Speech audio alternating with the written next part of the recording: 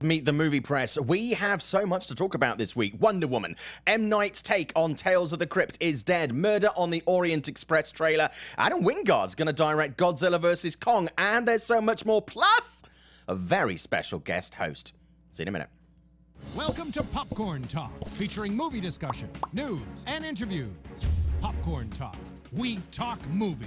And now, here's Popcorn Talk's Meet the Movie Press. This is Meet the Movie Press. It is June the, let me check, 2nd. Welcome. It is a Friday. I'm sitting where Jeff usually sits. Obviously, I talk about the visuals on the show, and I suddenly realised that a lot of people do listen on a podcast. So this is completely irrelevant. But in your mind's eye, imagine a desk if you're listening. I am currently on the right-hand side, and on the left-hand side, where I usually sit, again, useless if you're listening to the podcast on iTunes or various other channels, is not me. Hello, who are you? I'm Roxy Striar, and I'm not you. I just looked. I know, but I was going to wear my Wonder Woman outfit today. Okay, and you didn't because I stole it? What happened? I didn't shave my legs. Although I gotta be honest with you, my ass looked pretty sweet. I bet. I bet. That little outfit. So you're Jeff and I'm you. I'm Jeff. Yeah, Jeff goes bald this week. I've for got hair. him. Yeah, and I work out slightly more. So Roxy, a lot of people who obviously watch Popcorn Talk, they already know who you are. But for those people who have been living in a cave for the last 5 to 10 years, the cave people. Who are you and what do you do and where can we find you? That's a great question. I'm Roxy Striar. I host DC Movie News on this, which is one of the reasons I think that you brought me on to talk a little Wonder Woman. It is, because there's going to be a special show at 12 o'clock. If you're watching this live, this is relevant. Yeah, and again, if you're one of the iTunes listeners, you can catch it up on the Tunes of I. The Tunes of I. What if it's the Tunes of Us? Well, that'd be us tunes. Then there's always that would be us tunes. Defeats the trademark, purpose. copyright, trademark. I'm also over at Screen Junkies and all over town talking about movies and TV. So here I am. Kind of everywhere. Where can we find you on social media? At Roxy Striar. Keep it easy for the people, you know. I was going to complicate it with just a load of numbers, but having your name is pretty good. Yeah. Yeah. A lot of times they're like 1, 2, 3. And if you don't know who the hell this little bald fella is, my name is Simon Thompson. You can find me on social media at Showbiz Simon, Instagram at Showbiz Simon, and I have a Facebook page. This is Simon Thompson. So there's a movie out this week. Yeah. A little film. Got a lady in it. Kind of an indie. Kicking ass. An art house reel. But I do like to support these small movies. It's really good of you. They're micro budget. They tend to struggle to get seen in multiplexes. Yeah, you're a good person for going. It's called, in case you haven't heard of it, it's called Wonder Woman. Oh, Wonder. Wonder Woman. Wonder Woman. DC movie. Yeah. Good DC movie. Good movie. I would say great DC movie. It is, yeah. I mean, especially if you're going to put DC movie after it, you're going to have to say great. Yeah. Because that's what's going on with that track record right now. Well, one thing, we got a response on the show online. Obviously, if you, after the show, if you want to comment on YouTube, you can comment on the comment section there, or you can comment on iTunes, etc. And do tell people about the show. And we had somebody saying, when I was talking about the movie, because I saw it a couple of weeks ago, I was saying about how I was comparing it to other DC movies. And people were going, don't compare it to other DC movies. Compare it just as a standalone movie, whether it's good or not a good movie. It's kind of inevitable, though, with a movie in a universe like this, whether it's Marvel or DC or Harry Potter or Star Wars or whatever, to not compare it to other movies. So let's look at it from that point of view first of all. How does it compare to those other DC movies? In the current slate now? Yeah, the current slate. Okay, I think definitely this is... I don't think there's anybody in the world that's going to say Suicide Squad is better than this film. I don't think that anybody would say BVS. Now, there are some major Man of Steel fans out there. I don't happen to be one of them. Henry Cavill is one of them. Yeah, that is definitely true. He's the one and only? Watch it on the wall. Board? Cavill, one. Yeah. Got it, done it. No, you haven't met the diehard Man of Steel fans. They stand by that movie. I saw that movie twice in the theater. Good for you. Yeah, I really like Man of Steel. So when people say I'm always slagging off DC movies, that's simply not the case. There are DC movies that I love. I think it was actually my least favorite of the previous DC films. Okay. I cannot stand that movie. Everything that happens with the dad and the dog just infuriates me, and I don't understand. I don't understand what happened there. But this is by far and away the best movie in the current slate. Yeah. And that's how I feel about how it compares to DC movies. But I like the point that you're saying, that sometimes you have to compare it in, and sometimes it's good to look at it just as a standalone movie. Well, I mean, you'll get this a lot as well. When we go and see movies, the first thing that people, especially if it's part of a series, they want to know whether it's a good movie, and they do want to see how does it compare to the other movies which they have seen. I don't think it's an unreasonable comparison person to make, but obviously you do have to judge these movies on their own merits. Key part of this, and something that has caused a little bit of controversy, is it is the first female-led superhero movie that we have seen, and also directed by a woman. Now, this project was sat on the shelf and was in production for a long, long time. With Michelle McLaren. Yeah, I mean, countless people have been attached to this, and Gal Gadot obviously is Wonder Woman in this. How do you think, first of all, she has performed in this? I loved her performance. Yeah. I think, without giving any spoilers, I love that she is able to be a little naive and have that incredible smile, but also be believable. She's the most endearing person on the screen the entire movie. She's so fabulous. She's someone that previously in a lot of her other films that she's done, I haven't been particularly enamored with, but there's something about her in this role that was just so easily watchable. Exactly. There was nothing she ever had before that was meaty in any kind of way. And I agree with you. I've seen her before on screen and thought, that's fine. That's okay. Yeah. Nothing pissed me off about it. Yeah. But she's never been bad. Right. She just wasn't somebody that I was like, there's our Wonder Woman. Well, you wouldn't walk away from most of her movies and go, oh, what was the best person in that movie? Gal Gadot. Yeah. That simply, and I don't mean that in a derogatory way, but you just don't do that with a lot of her movies. But now, she is great, and Chris Pine. Their chemistry, too. And Chris Pine, I don't mean this disrespectfully, he wouldn't have chemistry if he had a chemistry set from Dr. Chemist. But now you disagree. That's not his strong point. Now, I totally disagree, because he nails it. He nailed it. So why is it then? What is it about them? Well, I'm a big Chris Pine fan. Have you ever seen This Means War? Yeah, I have. Unfortunately, you reminded me that I did that. A terrible comedy he did with Tom Hardy and Reese Witherspoon. Oh, yes, oh, yes. And there was chemistry in that. I will tell you, I know people don't look to the rom-coms to look for chemistry sometime, but... We don't, Roxy. There's often a really good reason for that. I think he's wonderful. Okay. I think he's a fabulous actor. I thought that he was a perfect fit for this role, but he even surpassed my expectations. Like you're saying, their chemistry was incredible, and I didn't expect him to be this good. Is he experienced something of a talent renaissance, where he started out doing the sort of the fluffy rom-com kind of things, the things he would like Lindsay Lohan, etc., and then he moved in sort of more that. He started doing a bit more drama and obviously things like Horrible Bosses and stuff as well. But with this and Hell or High Water, Chris Pine has actually proved himself to be an actor to me with a capital A. He got that capital. He's graduated. Yeah. I think so, and I think it's going to be an upward trend for him. I mean, I can't really picture him falling off after this. I haven't heard one person who's seen the movie who was like, no, just didn't do it for me. So I think you're right. That's exactly where we're going with this. And how much of that do you think is coming from the fan community who are so genuine? And this, again, is not an anti-DC thing. It's generally across a lot of these franchises and a lot of these universes are people who just want to like it regardless. And some people who are surprised that they really enjoyed it and are just getting on board with it organically. I don't think that it's because people just want to like it. We've seen people hate DC films over and over again, regardless of how hard they're trying to love it. So I really think this is because it's a genuinely great film. He does an amazing job. She does an amazing job. Yeah. And I feel like, if anything, people were trying to dislike this film. Like, you know, just curmudgeon-y, I don't know, DC sucks, whatever it is that people say. And they went to see this, and it's like, wow, I can't not like this movie because it's really good. Well, for me, it was, again, I mean, comparing it to Batman versus Superman, at the time I said that I thought Gal was totally wasted in that. I thought Wonder Woman was totally wasted. She was kind of, for me, it felt a little bit shoehorned in. I didn't think she was given a great chance to sort of, you know, really sort of give herself a strong connection with the audience as a character. She was kind of like a third wheel. But it wasn't about her performance. It wasn't about her performance. It was more about the script and sort of how the whole thing was constructed. But here, now she's taking the floor. There just seems to be a connection. And people are asking as well in the chat about the chemistry with Patty as the director. Now, a lot of people are like, oh, well, it's a woman making a movie with a woman in the lead, and oh, well, it's Girls Club.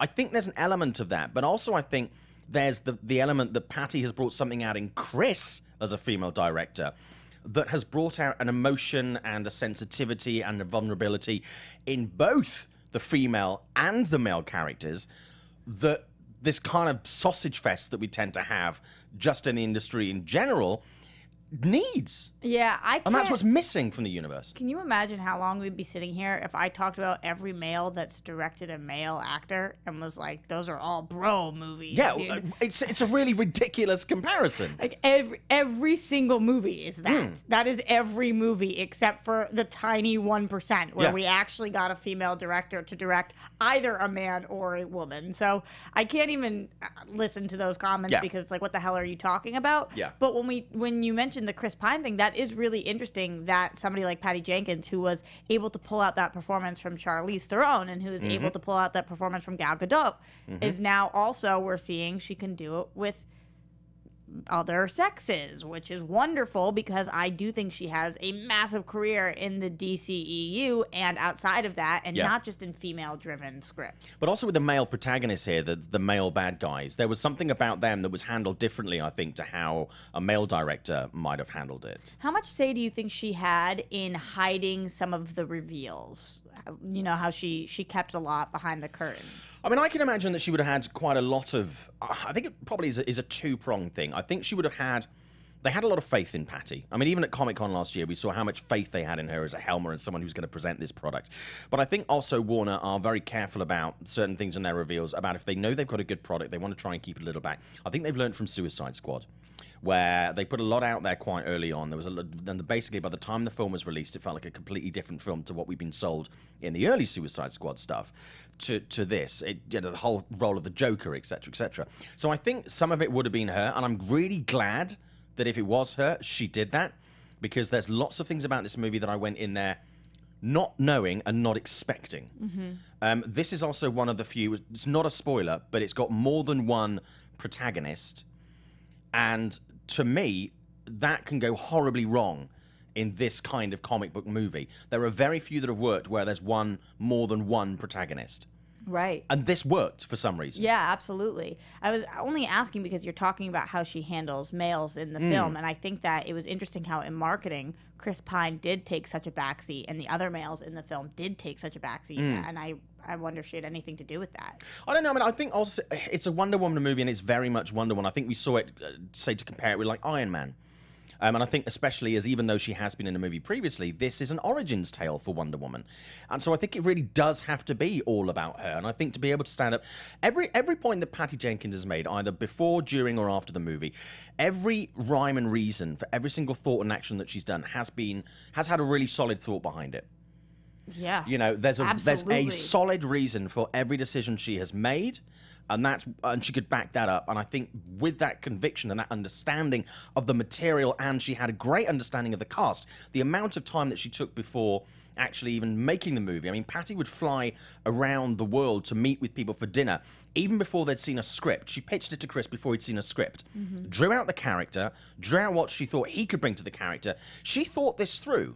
Oh, of course. To an nth degree. And talk to every single person who's previously been involved in any iteration of Wonder Woman. I mean, Linda Carter and everybody who's written for Wonder Woman, all of these people just trying to get as much information and insight as she possibly could. And that's what you have to do when something has so much source material. Yeah. So I think that she was very methodical about this and planned every single step out. And she did listen to fans as well. I mean, obviously, fan input can be sometimes a great positive and sometimes a great negative, but she did take into account what fans might like and think. That's true, but not too much. I told her to make a great film, and she did. So that must have been from me. I think it was right? you. I think it was you. I'm pretty sure that that's somewhere on the posters. I think you've got a credit. Credited. Yeah, I think you for are. the whole film. Yeah, basically, you're just above Patty. Right. I don't like to brag it's like about it. Roxy Striar did all this, and Yeah. Patsy did some stuff. Yeah, Patty's even said Yeah. that in a few interviews. Yeah. Yeah. She doesn't stop talking about you. It's embarrassing. Yeah, it is. It's Yeah, awkward. I mean... Enough, Patty. Yeah. I get it. I know. Wow. You're welcome. Yeah. But no, I just think it worked phenomenally well. So what were the bits that there were a couple of things about this, even though I also love the movie, that I wasn't quite okay about. And we're going to keep this spoiler free in case you haven't seen it already. Yeah, that's the problem for the bits that were maybe questionable. Questionable is even too harsh of a word. Okay. Things that I might have made different choices at are so spoilery and specific, which is actually a good thing because it's not like I have a broad, I didn't like the music or Yeah. I didn't like the plot. It's just small little things that I was like, maybe I would have gone a different way here. But in general, I don't have too many qualms with the film. Yeah. What about you? Third act felt a little bit samey to me, to a lot of other movies that we've seen within the universe. Do you think because of pacing or just because of what ends up happening? I thought what she'd done with the third act was great. She did a really good job with it. But just how it played out felt a little bit samey to me. I felt that I considering how innovative she'd been in so much of the rest of the movie, I think to deliver that final third, I thought potentially she could have brought some of that flair from the first 2/3 to that and given it that extra thing that she's managed to touch everything else in it with. Interesting. It was still far from disappointing. But because it was so good and solid all the way through, with humor and tenderness and action, I just felt it was a little bit standard. I think that the first act was so strong and so shocking and just even visually appealing that honestly, by the time I got there to the third act, I felt like we had earned everything. I had already checked all of my boxes. Sure. And the rest for me was just like, I'm along for the ride. This is awesome. Yeah. I'm ready to be here. Yeah. So I loved it, but I see what you're saying. I did enjoy it. I mean, Yeah. don't get me wrong. I don't think it's bad. But I was just kind of like, oh, another one of those. Okay. Do you guys hear that out there? He doesn't think it's bad. This is No, when no, the God, tweets no. start coming in. I genuinely enjoyed the movie. I mean, as a film, as part of a universe, and as part of DC. I think we always talk, Jeff and I always talk on the show about the lessons that DC and Warner have to take away from this when they're making their next movies. And I think if they want to look at success, I think they need to look at Wonder Woman and what worked there, because it did. Whatever that magic is, they need to bottle that and bring that to all the other projects. What do you think the biggest lesson they should take away from it is? Putting you on the spot. Do you know what? I think if I could put my finger on it, I think I could make $1 gazillion in Hollywood. I'm not quite sure what it is, but I think they need to look at the math behind that and see what Patty did with her cast and creative team that hasn't, compare it with what hasn't happened in the process to date, and try and find. Don't just replicate it, learn from it and build on it, because otherwise you're going to get the same old tired old shit, which is still going to annoy audiences. Yes, absolutely. You'll please the diehard fans who are always going to think that the film is amazing because it's a whatever, and that's the same for all franchises. But I think in order to bring those new people in, I think this is a great chance for Warner and DC to find people who have been steering clear of their movies or not being fussed about their movies, going, I like these movies, I'm on board now, don't cock it up. Okay. So we'll see. Also, let's briefly spoke to Jeff about this week, the all-female screenings of Wonder Woman. That moved on this week a little bit. You can take the lead on this one. Oh, yeah. Interesting. I mean, I think that it is unbelievable what a big story this turned into. Yeah. It made it seem like everywhere across the country, men could no longer see Wonder Woman, and that we were banning all men from seeing the movie at any point in time. That's what a big deal I feel like this turned out to be. Yeah. And that is kind of wild to me that people even were that upset about it. I mean, I don't personally know any men that were as perturbed by this. Do you know anybody who personally? I don't. I honestly don't. I think there is a type of man who feels, but I think it's a type of person. I don't think it's a man. I think the minute that you tell someone that they can't do something, there are some people that will instantly be triggered to therefore go, but I blah blah blah. But I want to. But Yeah, I have it's like when we to. see things like boycotts. I'm not a big fan of boycotting things, but it's like, oh well, I'm never going to shop in blah blah blah again. It's like, did you ever shop there? I bought some towels there once for my auntie a couple of years ago. Which is probably a but lie in the first place. Fuck those towels. Yes, exactly. It's kind of weird, you know? But yeah, I mean, I don't quite understand where it was coming from. There are plenty of movies that men have no problems where it'll be a female-owned screening. Mamma Mia. There were Mamma Mia, predominantly women-only screenings in London when that film came out. It was part of the marketing process. I didn't see any guys losing their shit over that. It says something that we feel like there should be female screenings of a movie. I think women are just really excited to finally have a role model, somebody to look up to, somebody that's a huge franchise and looks like them and has the same anatomy as them. Like, that's really exciting. Am I into excluding other people? No, go see the movie. But it's kind of fun to have a little girls' night out. Well, here's a story for you. When Magic Mike XXL, and I liked both the Magic Mike movies, I enjoyed them. And I'm so happy you admitted that out loud. yeah, I do. I think they're great fun. Yeah. I'm not intimidated by by their bodies. Me neither. But it was really weird because the screening that I went to was a press screening in London, and they had it was predominantly female journalists and female guests. There were probably about 15% men in there, and probably a good 50 to 60% of those men were gay. And then there was kind of like the straight guys who wanted to go and see the movie. And they brought strippers out, male strippers, for the audience. And seriously, that auditorium full of women was mildly terrifying.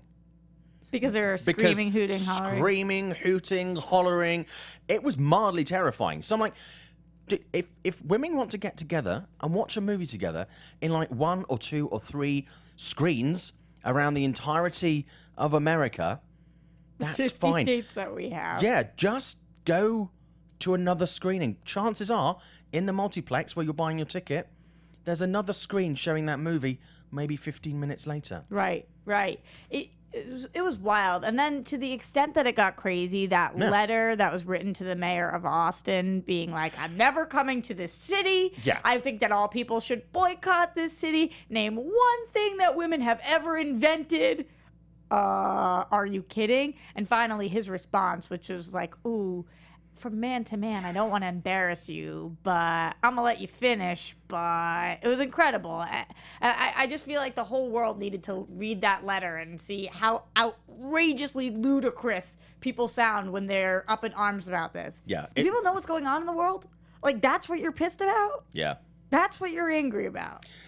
Pick a different cause, man. Yeah, pick your battles. Yes. And that battle is not... Nobody's going to look back on their life and go, what are you most proud of, Dave? Tell you what I'm most proud of.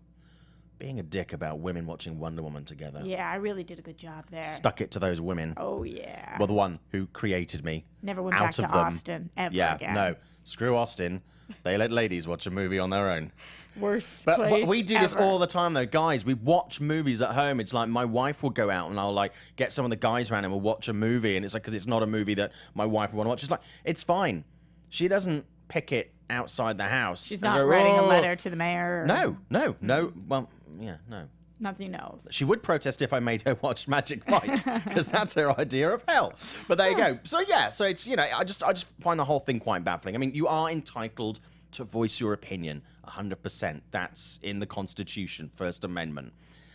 Doesn't entitle you to be a dick, though. Yes. They're two different things. And it also doesn't take away from people wanting equality. That was his big point. They say they want equality. Yeah. Hi, they've had Ghostbusters. What more do you want? Great point. Yeah. So you had one film, Roxy. You had one film, women. We filled our quota. Now you got a second one, Wonder Woman, and you want to own that as well. Yeah. Damn Jesus us. Christ, what have women ever done? We really need to look at ourselves and should start do. inventing some shit. Yeah, Clearly. I'm feeling quite threatened by you being here, to be honest with you. I bet. Coming in here with an opinion and your thoughts. I'll work on that. Yeah, I hope there are no women watching this. We'll do a separate one Women for be them. gone. Separate one for them. Oh, like Separate maybe a one for them. 5-minute Yeah, we'll afterthought one. mansplain everything in that one as well. Oh, okay. Because that will go down well. Yeah. I'm in. Okay, let's move on. That was a lot of stuff on Wonder Woman, but there's a lot to talk about. Big story this week. Adam Wingard is going to direct Godzilla vs. King Kong. Or Yes. Godzilla vs. Kong, as it's called. Some people are... A lot of people are very happy about it. Some people are quite surprised by it. What do you think? I'm not in the happy camp. Okay. I'm not in the happy camp. Why is that?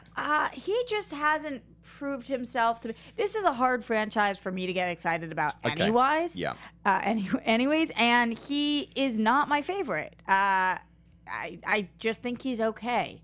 I think he's okay. And so when you take a franchise that I'm not obsessed with and you pair it with a director that hasn't proven himself to me to be somebody that I'm really excited to see, this isn't a great match. Now, do I understand the thought process? Yeah, I get it. I get tonally why this would make sense, but I'm not too excited. You see, I really liked The Guest. I really liked that. I thought how it played out and how it's brought in lots of different bits of the genre and the style, I really enjoyed. I've liked his previous films as well. And like you, I was a little bit like, interesting. But then I looked at what has happened with Godzilla, which I didn't like. And I looked at what happened with Kong this year, which I really liked. And both of the directors of those films had come from kind of a similar background. Yes, absolutely. And I think with the studio system and the ideas and the facilities that were available to them, they did produce something, whether I liked it or not. There was certainly spectacular and very admirable on a scale that did resonate with audiences, if not particularly with me. And I'm just wondering if this is a good call for Adam. I think it's one of those if it ain't broke, don't fix it situations. Yeah. Like you said, if it's working for them, they're like, let's just keep finding this kind of person, keep doing this, see how it works. I mean, they're money makers for sure, so I get why this is something that happened. But I've never been somebody who's going to pretend to be excited about something that I'm not. Yeah. And I feel like I've been seeing people tweeting being like, this is awesome, this is the best, my favorite team. Is it? Well, also, great directors make shit movies sometimes. Yeah. Some of the greatest directors of all time since cinema began make a duty movie. Almost everyone. Almost all of them. Yeah. So, you know, just because you like someone as a director, it doesn't mean that the film is going to be excellent. Of course. So what would turn you on to this movie then? If you're not into the characters, Godzilla and Kong. I actually liked Godzilla more than most people did, but I don't know. I guess it would have to be more in the casting, maybe the plot, some of the B story, because it's just not these big monster stories. That's not what really gets me. If I don't feel something in my gut, I'm like, oh, I'll watch it because it's entertaining, but it's not particularly for me. I know there's a huge audience for this, though. Yeah, I mean, I'm really interested to see what he's going to bring to this. I think he'll bring a certain visceral element Definitely. to it that I think was perhaps missing. It was just monster smash. He's got a style for sure. What would make you the most excited if you knew exactly what that was going to be? I think for me, I like him, and I'm on board with Godzilla versus Kong as a thing, as a concept. For me, I really want to see who they're casting in this, because I think the casting that they did for Kong Skull Island was generally great. I think the script was the weakest thing about that movie. Some points really sang, and some was just very, very flat. So not all the characters have really drawn well. So a good script drawn really well and strong casting, I think, will be good. And just some little nuances, some little tweaks and twists, I think will be really, really good as well. You know, just easy like that. Just cast the movie well. Innovation. I mean, you know, going back to Wonder Woman, it's like, you know, a lot of movies now, I feel like I'm seeing fundamentally the same thing. Baywatch at the moment is basically a poor man's 2022 Jump Street. Yes. You know, and it's like, great, but I've seen Jump Street. And there are things I loved about Baywatch that I really, really enjoyed. The level of toilet humor and dick jokes was I love creative swearing. I love dick jokes and all that kind of thing. I think it's an absolute skill set in its own. You're a potty joke fan. Yeah. Oh God, absolutely. But then there's a lot of other things that it didn't bring to the table. And I think having all those pieces on the table, I think scripting and casting would be really, really good. So we'll see with that.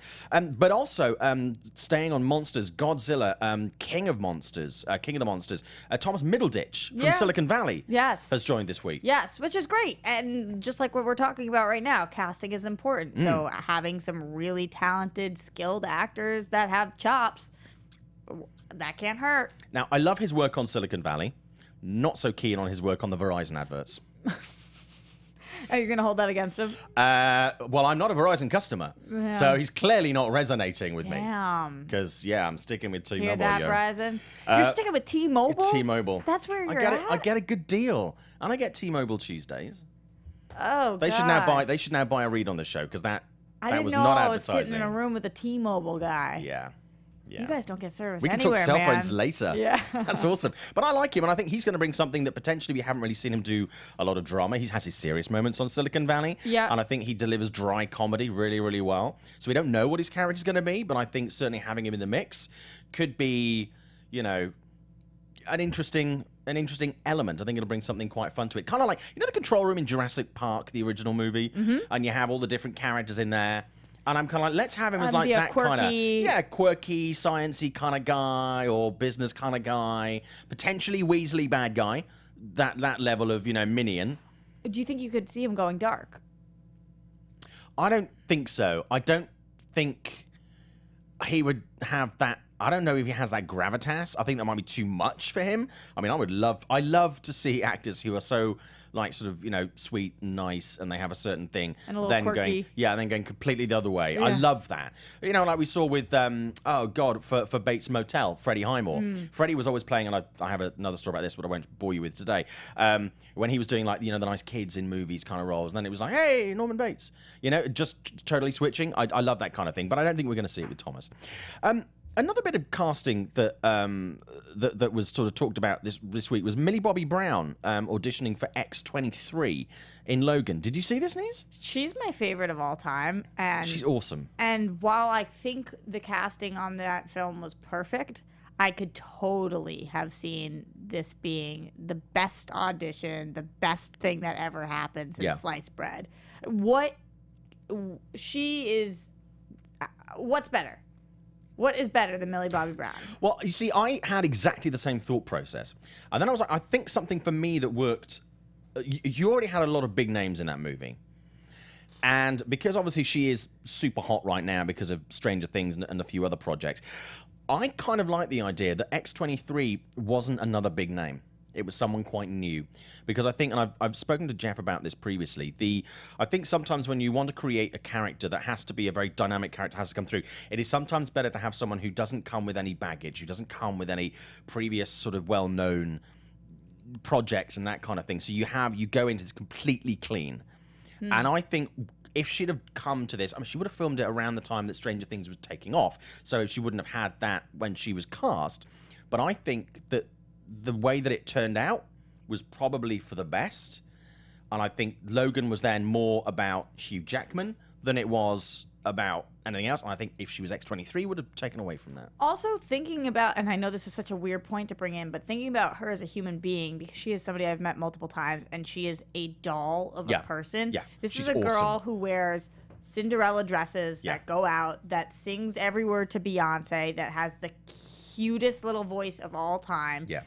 Let's maybe give her some light roles before, as a child, we keep putting her in all these dark, scary, deep places. Yeah. Which I know that's I agree. It's a good not point. me thinking about the movie, but she's a child actress. Maybe let's let her have a little bit of fun. 11 is a scary character to play. Her nose is bleeding all the time. She's like seasoned out and she's killing things. The poor kid. Let her live life. I think also she is 11, and it's difficult when you're, I say child, I don't mean to be patronizing, but when you're a child star, if you do it all up front, which I think we've seen with a number in the last sort of 10 or 15 years, you don't really have a lot to go to when you're older. Absolutely. So I think you are absolutely right in the fact that, we should give her the chance to explore these other roles.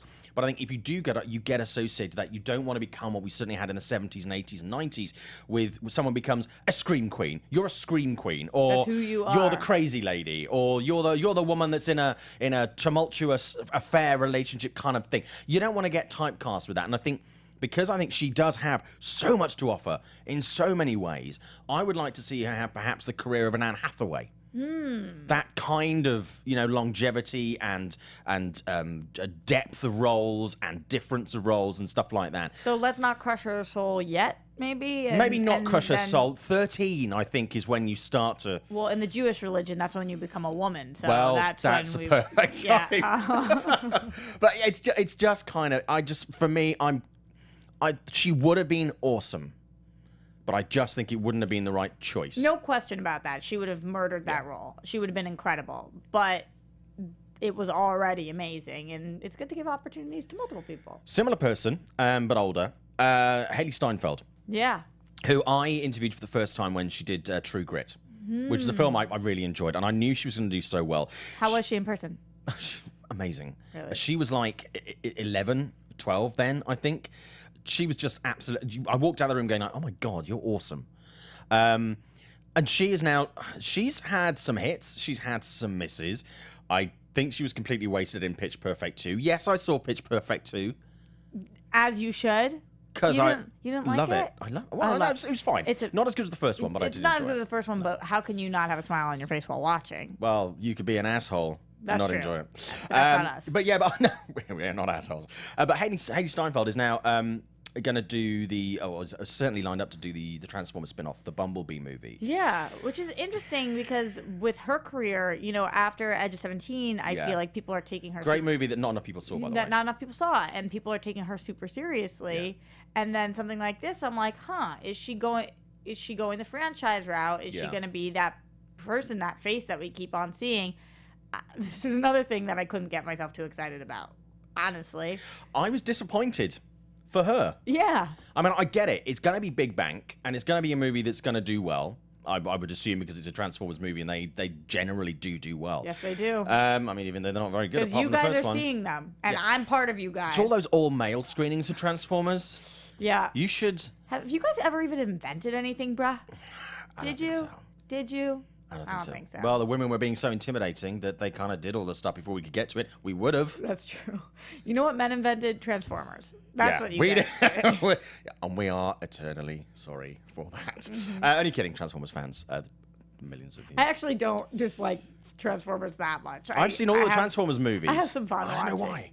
why. I like the first one.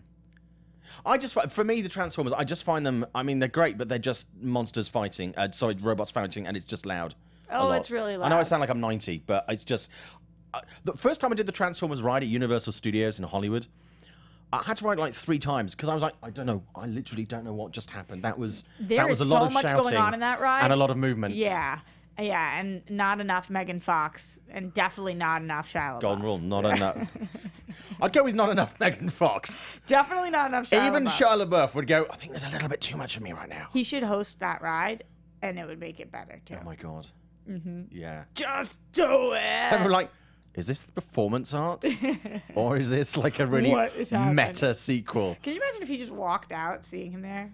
Hey, He'd do that though. Yeah, he would. That's so Shia. So Shia. Coming up next on Lifeform. that is, we're going to pitch that. Oh, okay. That's so Shia. Are we going to pitch it directly to him? Because I feel like we got to get some more people on Yeah, he'll board do it. first. He'll stick it on a channel to 24 hours and he'll just watch back-to-back episodes and then we can watch him watching those. He won't leave the back-to-back room. His episodes. eyes are like bleeding, staring Yeah. at himself. Then he'll start to fight. We made a hit. Yeah, I think it's gonna do really, really well. Jeff never comes up with these ideas. Oh. Yeah, so Wow, so that's what happens when I come on the show. Good. but for her, I'm just kind of like, yeah, I get it, but it doesn't. It's not that she won't do a good job. Yeah. It's that the movie won't be anything exceptional, and I think she's being taken very seriously right now as a real performer, and this takes a lot of time. Yeah. She's in an interesting time of her life at an interesting age, and you don't get, sounds like I'm a grandma right now, but you don't get those years back, and you have to pick carefully the roles that you're taking, and this will make her money. You're right. How old is she now? She's like 20? Yeah. Yeah. I think so. She's probably about 5 to 10 years away from doing mom roles. Yeah. Where, Yeah. That's so scary. yeah, but that's Hollywood. And I just think that she still has more to give, and Hollywood has more to give her in the terms of opportunities to start being either the woman who looks after the robot or the woman's sidekick of the robot. I just think... Which she'll do great at. Which she will do a great job with it. But it won't push her. No. We won't see the performance that we're all talking about for years to come. And the audiences that she will take from doing this kind of movie aren't necessarily the ones that would then follow her through to do some of her smaller, indie, more dramatic work. That's not going to be an audience that's going to transfer, I think. So I think short-term benefit, long-term, not quite so sure about But that. it is true that it will make her become more of a household name, which she isn't right now. No. She's still probably kind of, oh, she's that girl from that thing. Yes, exactly. Yeah, which is totally not fair on her. Let's talk about Amanda Seyfried closing a deal this week to do Mamma Mia, Here We Go Again. Here we go again. How could you not sing that? Because I sing terribly. Oh, well, I sing And terribly. but I nobody did it needs that in anyway. their life. I actually sing okay, but I'm shy, you know. I don't know. Oh, you're so shy. That's what they all say about you. Yeah, I know. They do. They say Simon is a shy individual. Shy Simon. Doesn't talk a lot. That's what they call you. Yeah. I think that's what they call me. You wouldn't know because you're just so shy. You didn't Yeah, it's even usually listen. behind my back. Yeah. But it's fine, I'll take it. As long as they're talking, that's fine. Amanda Seyfried, she closed the deal to do Mamma Mia, Here We Go Again. Coming out, get your diaries out, July 20th, 18. Love this movie. Love her. Could not be more excited. After Wonder Woman, this is the most exciting thing I have to talk about. All the things today. I love this film. I listen to the soundtrack every day. I might be their #1 fan. I have a confession. Okay, what is it? Don't tell me you've never seen it, because I don't know what I'll do. I have seen Mamma Mia more times than is probably acceptable Thank gosh. for A, a man of my age, B, a heterosexual man, and C, A and B. I also love the soundtrack. At the time when this movie came out, I was involved in a major promotion. I was involved in some major radio stations in the UK, and this was like our big sell for the year. This was our big promotional thing. I saw that movie so many times. I saw the musical. I went on set. I went to do the junket in Greece. It was absolutely fantastic. I loved Mamma Mia. I'm genuinely excited about this sequel. What is better than hearing about this? I don't know. I could not be more excited because she's perfection. This movie is wonderful. And even if it was awful, I think I would still love it because what's not to love? Yeah. You have to go into these kind of things. People that hate on this kind of movie, it's like, look at what you're talking about. Yeah. Look at what this film is. Just smile and watch it and maybe have a drink beforehand. Do you know the people who are hating on this movie? A lot of them are the same people that complain about all women screenings of Wonder Woman. The people who are hating on this movie are never going to Austin again. No. That is what's happening. No, you barely find this film in Austin because the protests are going to be outrageous. Oh, yeah, absolutely. But yeah, I mean, I apparently, Jeff was saying online this week that Meryl Streep is going to come back as well, which I think is great and makes total sense. I also want to see. I don't know. Jeff said that he'd reported it, and I'm like, I've heard nothing from the studio.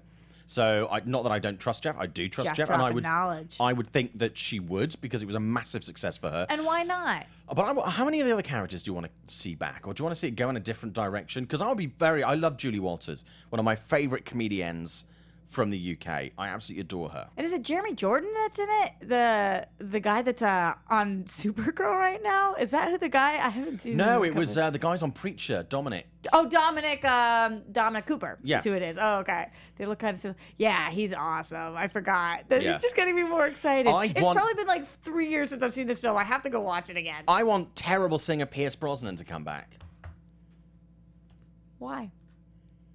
Because I love terrible singing Pierce Brosnan. It was kind of great. I thought I loved how shit the guys were at singing. I genuinely, it's like dad dancing. It's like they were terrible. On the soundtrack, it mattered a little bit. After the fact, I was like, ooh, this is a little hard to get through. But oh yeah, it is Dominic Cooper. His voice was a gem. But when you're watching it, you can have itchy, scratchy, nails on a chalkboard voice all day, and I don't care. I don't care. I'd seriously bring all the cast back. Have them doing something else. It's been years. Or what are you doing after the show? I feel like we have to go watch this movie. You and I are going to go see Mamma Mia. 100%. We could probably find it screening somewhere in Austin. Or not. Because no. All the protesters. All the men have stopped it. Wow. Yeah. I'm genuinely excited for that. I've said on the show previously, I do enjoy musicals. And I enjoy musical movies, even some really terrible ones. But what do we do after? Because I, of course, saw the show a bajillion times too. What do we do now for the sequel? What are we? I mean, we can't. We go again. Because here we go. Again. So whatever the go is, we do it again. Line, so what are we working with? I have no idea. I'm sure Universal have an idea because it's coming out in a year and a month. Only a year and a month until Mamma Mia. That's the best news I've heard awesome, all right? day. But yeah, I'm sure they have some sort. I don't know. I'm assuming it would be a mother-daughter trip somewhere. But I was also thinking, what back catalogue songs do ABBA? I mean, they are going to record some new songs for this. We know this. But there's what songs didn't they use in the first film that are well known that are going to be the hook to drive people to see this? You see, because having songs that you know in a movie doesn't always necessarily mean that it's going to be a hit. Because I love Rock of Ages. I love Rock of Ages too. I love that movie so much. It's the worst. And it kills me that it bombed. It's awful though, but I love it. You can't say it's a good movie. You can say you love it all you want. I can say it, but it doesn't mean it's right. Yeah. I love that movie. I think it's great. It's so fun. It's also one of my favorite roles that Tom Cruise has done. Oh my God. Seriously. He was a god. How can I be Tom Cruise? I love Tom Cruise. You're halfway there. You guys are like pretty even height. That is true. Yeah, we physically get compared quite a lot. Whenever I'm out and people are like, "Is that Tom Cruise?" I'm like, "It's not." You guys look a lot alike. Yeah, yeah. You rarely see us in the same room. I feel like a little more Scientology out of you, and then you're there. Boom. Yeah. Done it. Good luck with that. Yeah. Get some Katie Holmes in your life. That always goes well. Yeah, that goes. Oh, I would. Yes. If I wasn't already married, and she would probably say no, I would totally marry Katie Holmes. Cool. Yeah, I mean, there's two small factors there. One, me being married and her not wanting to marry me. I feel like we could get over both of those. Yeah. I feel like you go with the second one first, and once Yeah. you convince her, you ask your wife about it. And she's and like, if she's no. cool, And I'm like, really sorry, Katie Yeah. Holmes, I can't marry you. So awkward. What with the whole being married already thing. But yeah, so I'm glad that you're super psyched about. yeah, yeah. I just want to know what they're going to do with it. I don't know. I'm going to go and see it regardless. I'm going to start writing. I'm going to take out my diary when I get home and start thinking about different plots we could go with. We should totally do it. We'll do a separate show. Well, if Meryl Streep doesn't come back, what will we do? Then we can't do mother-daughter trip. Then we're just daughter on the beach somewhere. Which is a dull movie. Yeah, I want to go to Santorini. What? Okay, 2 hours ago, like, have a drink. Yeah, so I want to see. I want to see who they're bringing back. I mean, you know, I would love that. Let's talk about another woman in film. Sofia Coppola this week, winning Best Director at Cannes. Cannes Film Festival has just ended. Look at women this week.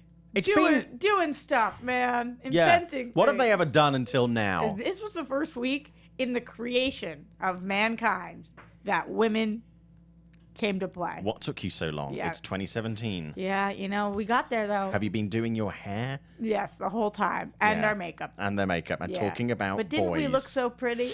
So pretty. But yeah, so Sofia Coppola is only the second female director to receive this honor. Last That's time was wild. Jane Campion's The Piano. Yeah. That was a long time ago. a really long time I ago. had hair when that movie came out. As surprised as I was to hear that stat, I was not surprised at all. Yeah. Because I've lived through all of those years hearing everybody who has won and knowing that they are males. So it was interesting, but good for her.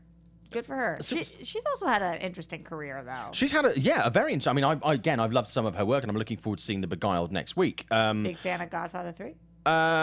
Is anybody a big fan of The Godfather 3? She nailed it. Yeah. Okay. Yeah, I won't talk to her about that. But yeah, I mean, I'm very much looking forward to seeing this. But people saying, oh, is it a turnaround in the industry that it's a woman? And, you know, is it sexist that it's not usually a woman? And I'm like, well, if you look at how many women directors there are, and if you look at how many female directors then get to take their stuff to Cannes, that is a small number. Tiny. It's a tiny number. So the chances of a woman winning it more often are quite remote anyway, purely by the fact that mathematically there are less women in there. It's not about... We don't need more women winning. We need more women in the game. And That is exactly right. And that's the problem right now. How could this be a turnaround? We don't even have to turn around to what? You can't call it a comeback when there's one. You Yeah. know, we need a little bit more of a trend. We need more players. So that's what I say to that. Are you looking forward to The Beguiled? Yeah, I am actually. Yeah, I I've am. literally just ordered the original movie from Amazon. So I'm looking forward to doing that. Good cast. Yeah, too. I'm going to do that. Okay, so there's so much more that we didn't get to talk about, unfortunately, because we're coming towards the end. Very quickly, just touch on some stuff. Animaniacs reboot in the works. It's going to be a TV show. Would it work better as a movie? Yes or no? Animani. No. Okay, that was very quick. Charlie Sheen trying to get Major League 3 off the ground. He just needs money and Morgan Creek to say that he can do it. So those are big hurdles. I can't wait for Major League 3, said no one ever. Yeah. At any point. Apart from Charlie Sheen. M. Night Shyamalan's Tales from the Crypt reboot is dead. I mentioned that at the top of the show. Simon's sad. Yeah, I am sad because I actually enjoyed the kind of shitty Tales of the Crypt movies that they did a couple of years ago. The Bordello of Blood and that. I'm sad for you. Yeah, you're not sad about the movie. No. Okay, let's talk about some trailers very, very quickly. We haven't had a chance to get to Dark Universe. We'll come back to that next week. We haven't touched on the Sin City TV show. 2 trailers very quickly. Murder on the Orient Express. Yeah. Yes. This trailer was awesome. Haven't been this excited about a movie in a cast for quite a while. Yes. Logan Lucky, another trailer this week. Weird. Yeah. In a good way. Yeah, both look like films that people had amazing times making. Absolutely. Just solid from start to finish. Logan Lucky, I haven't quite gotten the tone of, but I'm in. I'm in on it. And stop the presses. It looks like Daniel Craig had a good time. Everybody. You don't get to say that very often. I know. Not something that happens. 2 big releases of the movies this weekend. Wonder Woman, which obviously we've talked about a lot on the show. Thursday box office was 11 million. To give that some context for this type of film, it was 9.4 million for Doctor Strange, 17 million for Guardians, and 16.3 million for Beauty and the Beast. So it's good. good. I think not great. it's not great, but it's okay, and I think word of mouth is going to be strong. It's looking at a 100 million plus You US think we're opening. gonna hit that? I'm hearing 95. I think it's going to be close. I don't know if it's going to be 100, but I think word of mouth is going to carry it strong for the next couple of weeks. Go see it. Yeah, when you think Man of Steel did 166.6 million, and Suicide Squad did 135, something like that, it kind of needs that. Yeah. Captain Underpants 650,000 last night. Good for them. Good for Captain Underpants. That's in line with Home, and it's less than Trolls. Trolls did 900,000. Oh. I don't hear anybody going, I want to see Captain Underpants this week. Oh, wow. Which You're is not hanging around also the right people. My stripper name. Hey. Captain Underpants. Mr. Shy Simon. Shy Simon, a.k.a. Captain Underpants. Roxy Striar. That's It's me. been an absolute pleasure having you on the show this week. Thank you for having me and letting me fill in for you while you filled in for Jeff. I love it. I don't know where Jeff is. Oh, I don't know where on he a is. mission. Let's say a mission. Dark or Universe. Arrested. Oh. One of- my God, Jeff, what happened? One of the hey, you know Jeff. Oh. What can't happen? You know with us Jeff? Bostonian I'm kidding. Jews. He has not been. That's also going to be a TV show, Bostonian Jews. It's just me and Jeff. It is just you and Jeff. Oh, okay. It's not a lot. It's gonna that and Mamma Mia too. It's going to be great. So Roxy, where can we find you on social media and on the Popcorn Talk Network? Everywhere at Roxy Striar. And if you're watching this live at noon, we're going to be doing DC movie news. So we'll talk more Wonder Woman. And my name is Simon Thompson. I'm the co-host on Meet the Movie Press. Jeff is going to be back next week, as will I. You can find me on social media at Showbiz Simon and on Instagram as well. And on Facebook, I have a page. This is Simon Thompson. Thank you so much for watching the Movie Press this week. We have had so much to talk about. It seems like we could have done. Thank you for agreeing to be here in that chair talking to and me. inventing things. I think this one, You're yeah. welcome, women. Keep it up, women. We'll see you next week. Tell everybody about the show. Share, like, subscribe. Tell everybody, even if they don't want to hear it. Tell them because they're kind of missing out. Yeah, totally. Yeah, so thank you, Roxy.